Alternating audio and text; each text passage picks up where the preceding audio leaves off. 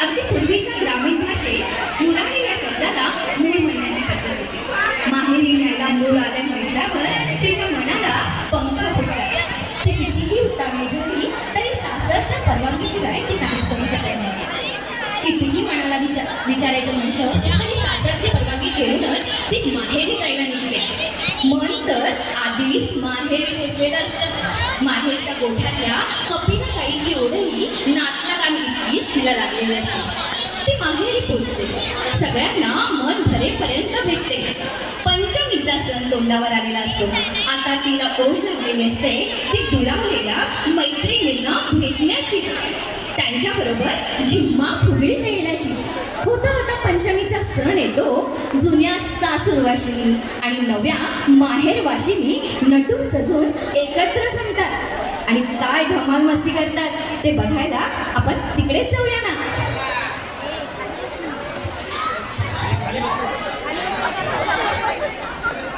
जय देवी मंगळा गौरी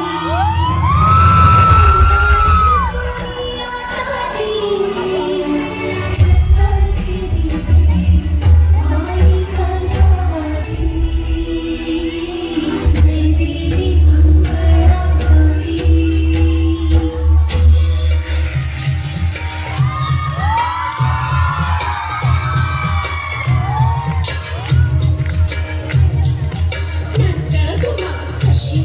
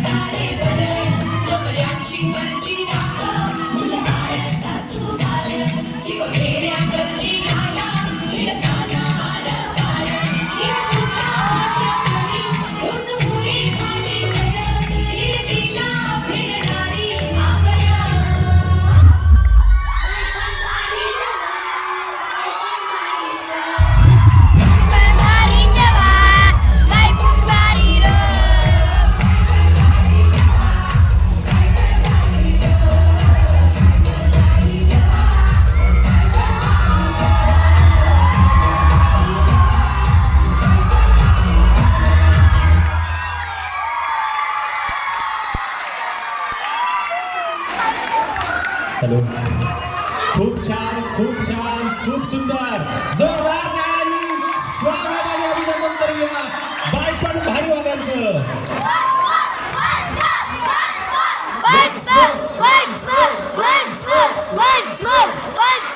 नक्की नक्की हा डान्स आम्ही सुरक्षित ठेवलेला आहे.